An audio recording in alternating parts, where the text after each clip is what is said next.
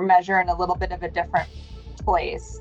And so with AI, I'm hoping to see more standardization of measurements as well.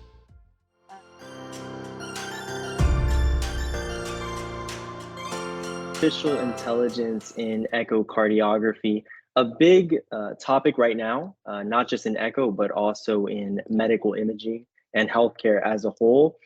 Can it help us improve imaging, or is it all hype? Is it going to replace practitioners, or is it going to enhance the work that they're already doing? Here today to help us understand a little more about what's going on with AI in the Echo Lab is Kristen Billick. Kristin is the Echo Lab manager for Scripps Health. She oversees Echo Lab operations for 2 hospitals and 9 clinics and oversees over 50 other sonographers. So she definitely has her work cut out for her day by day. She has been a cardiac sonographer herself for over 18 years. Really can't think of someone better to discuss this topic and what's going on in the Echo Lab. So Kristin, thank you so much for being with us today. Thanks for having me. So like I said, AI is a trending topic in echocardiography. It's all the rage right now.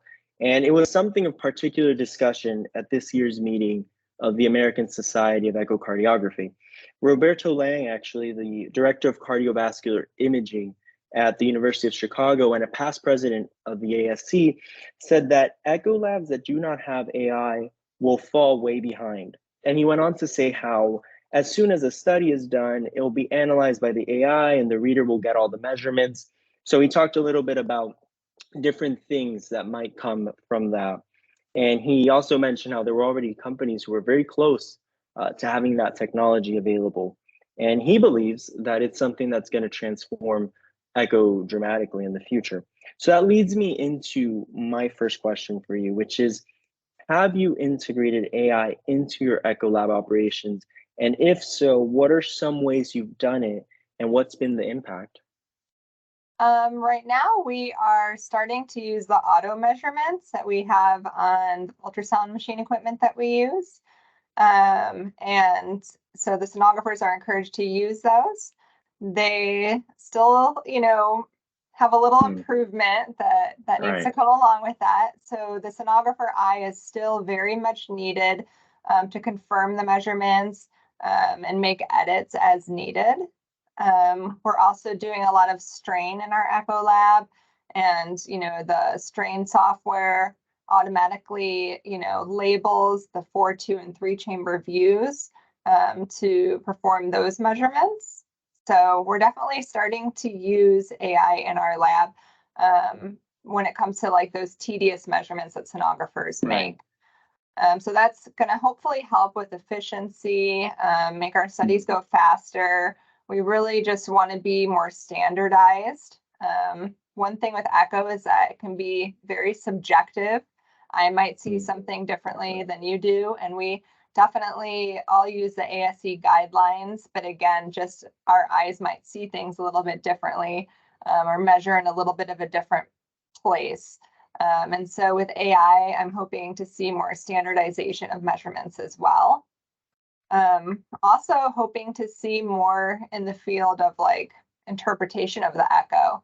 And so, ideally, it will take these measurements for us, we'll confirm them. But our sonographers spend quite a bit of time on preliminary reporting as well to prepare the report for the physician. And so eventually, if software can get to where it's doing that piece for us and doing interpretations for us, and then again, we're going in and validating that interpretation, or the physician is validating that, I think that's going to also be very helpful. Right. Yeah. So it's not just gains in time, it's also the quality, right? Or the standardization more so of the measurements of the results. Yeah. And do you think that that can then lead to better care, right? Yeah, for sure. Better care. And then also, all institutions are a little bit different and they have different resources. In our lab, we have an educator and things like that, but most echo labs and community hospitals don't have those type of resources. And so, hopefully it'll help it so that it doesn't, the echo doesn't just have to be done in some fancy, teaching institution. to get a good quality echo with standardized measurements. Wow, so interesting. So it's definitely bringing a shift in echocardiography, for Yeah, sure. and in many ways, like I was going to say that our residents and fellows were doing a trial also of a software on a portable ultrasound device where, you know, they're more of novice users and, you know, have a little bit of training, but not so much. And, you know, the software actually guided their actual imaging.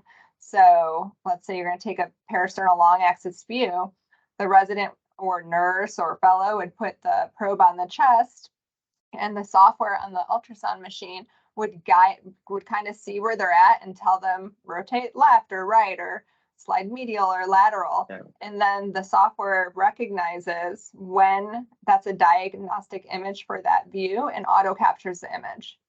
And so that's, you know, I think going to be very helpful as well, especially for point of care ultrasound. Absolutely, absolutely. I mean, something that I saw that Roberto Lang also said was that it's not something that's going to replace the sonographer, but rather that maybe, if anything, will free up more time for other things, you know, and that allows for even better, of course, better care, better findings, all of that. That's great. Right. So through machine learning and deep learning, you know, we have companies that are already creating AI models that are trained on these data sets, and that really could speed up the process for extracting the information, the measurements, just like what we were talking about. So there's gains in time, also hopefully better quality care. But like we said, the landscape is changing a lot. You have a lot of sonographers on your team. So given how quickly, you know, technology advances and these studies that are being done on the AI, how do you ensure that your team is up to date on the techniques, on the technologies, especially when you have sonographers who've maybe been doing it for a while and they're used to the way they've been doing it? Then you have new ones. I mean, do you automatically bring them into this AI culture? Or how is it that you've been doing that with the different people you have? So, I mean, right now, our main site is really struggling in that, and like most echo labs, we've been so short-staffed. And so as soon as the new grads graduate, we're getting them in. And so, you know, most of my satellite sites have my more senior sonographers, but my main lab has a lot of sonographers with less than 5 years of experience, the majority of them. Yeah. And so that's been a really struggle to make sure that, you know, quality and education, you know, is kept up with these people. And there's so many, like, you know, I have over 50 sonographers. Right. So that's been a real struggle. We are lucky that we do have the educator. So we do have, you know, extra resources for our lab, which I understand that, you know, not all labs can have that, but so we have an educator, and she does all the QA, QI, accreditation, teaching of new technologies.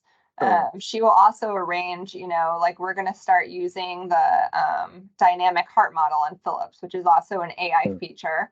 So we're going to start doing 3D left ventricular ejection fractions with dynamic heart model on all our patients as part of our standard protocol. And so right now we're just doing a lot of education, and we're also reaching out to the vendor for support in the education.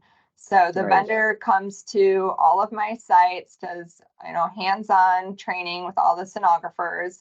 And then once we start this process, and the educator will make sure that, you know, we'll do QA and QI measures for whatever we start that's new. The other thing we've done is we've created mentor roles within our lab, and then they're informal roles, so they're not a formal title, but the sonographer who is a mentor gets a day off of the clinical schedule to help with training new employees, helping the educator with QA and QI projects. And so this helps in such a big lab that we have. Of course, I can imagine. And I'm sure that that mentorship program, that hands-on approach, probably really helps you to maintain the quality, and then of course quality of the training, quality of the care across the different sites. And about how long has it taken though to go implementing these technologies? This over the course of several years? Like, how often are you implementing new things, or you want to first have them master one thing, of course, and then we move to something else? I mean, we have standard basic protocols that have been in place and are pretty similar to, all the other echo labs. And then we have things, I would say we're a very quantitative echo lab. So we do measure a lot and kind of go above and beyond with our measurements. And so, there's a lot of training involved in that, but also like things in echo are always changing. And we know with AI, I think within the next 5 to 10 years, there's going to be a lot of new technology that we need to consider and validate and then incorporate into our labs. And so, we're just going to try to do as much training as possible with our educator and mentor team. Right. Yeah, I feel like everyone's bracing for that wave of new technology because we've seen really, I think, just a little bit for now. Like even more is coming. Absolutely. It's just, of course, things have to be standardized, validated, like you said. It really depends. It's a process. Okay, and it takes a really while great. too, I think, to build trust. Right. Do I trust this? It's spitting out an ejection fraction and an LV volume. Do my eyeballs agree with it? And if my eyeballs don't agree with it, is it because the tracking is wrong, or is it because I'm wrong based on, just having a subjective opinion and that the computer is probably more right than me? So it's taking a while to kind of like play with it first before we actually start to make it part of our protocol. So we're getting people used to it and not making it a requirement yet. But getting used to it and seeing if we like it, if we agree with it, and just building that trust in the AI is kind of a big leap that we kind of feel like we have to make. Right. And do you think it'll take a while at least to build that trust? You think that with more training, more experience, or with the algorithms getting better, I guess you could say? I think with that, and I think a lot just has to do with the validation piece of it too. And finding out, what was done to validate the software, and doing your own like mini validation cases within your own lab too on top of it. Do we agree with it? And I do think that takes time, sure. And echo, again, the software is not perfect and tweaks are needed from the sonographers. And so, it's just gonna take time. It's not gonna happen overnight. But I think if we start to incorporate things slowly and play around with it before you spit out numbers into an echo report and make a diagnosis off of something, it's gonna take time. But I think it's gonna take a few years probably. Yeah, it has to be done cautiously, especially so I think because there's also the aspect of the patient too.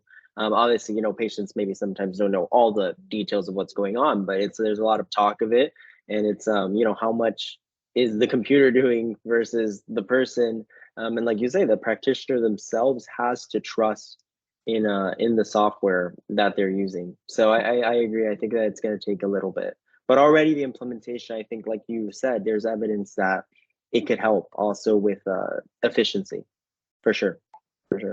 And also this stuff costs money, and most healthcare institutions are struggling financially. And so it's really hard to justify purchasing stuff like this right off the bat too. And so we really have to show that there's a return on investment and that it's improving patient care. And so there's a lot that goes into that. So I'd also recommend, like echo lab managers, that when they're making their replacement machine purchases or their new machine purchases or, upgrading packs, doing stuff like that, to like, if you can, just like throw it all into the package right off the bat, because it's really hard later to add, auto this and purchase these software packages individually, because they're very expensive and it's really hard to justify that later on.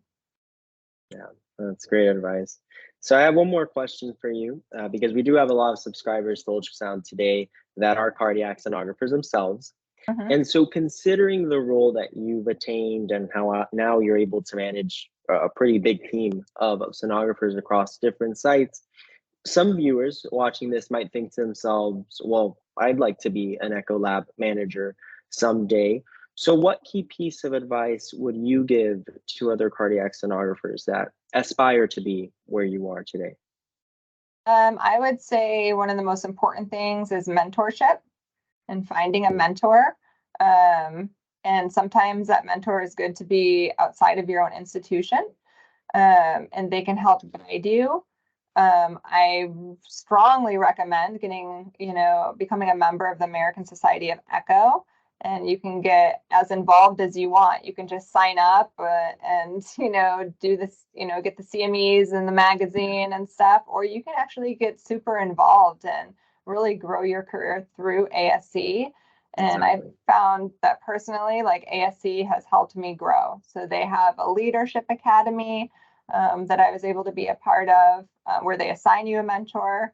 Right now, actually, they're accepting applications for the mentor match program. And so they assign mentees and mentors together. And so just finding somebody that will help you grow and guide you down the right path, I have found to be, one of the best things. And that anybody can be a leader, any type of personality. There's, everybody has their own positives and negatives, and anybody can be a leader if you want to be. That's great advice, and that's such an important topic, I feel, amongst sonographers, because I've seen it, I've heard it from other sonographers, how sometimes it's like, oh well, maybe I don't think of myself as a manager or as an admin because I do the scans, I love what I do, but there really is such an opportunity to grow in sonography. It's not just that you can mentor other people. So that's really great to hear from you, Yeah. and just to know that the ASC also provides that pathway sort of through the support model. And you don't have to go into leadership or into industry to just grow as a sonographer and grow your career. There are many other ways. And I feel like, ASE actually offers a lot of those pathways to help you grow your career, no matter which direction you want to go. That's great. Well, thank you once again, Kristen. It was a really enlightening discussion. I'm happy to share this with our subscribers. And again, I just really appreciate you taking the time out of your busy schedule to tell us a little more on what's going on and give us those insights directly from the field. Happy to. Thank you for having me.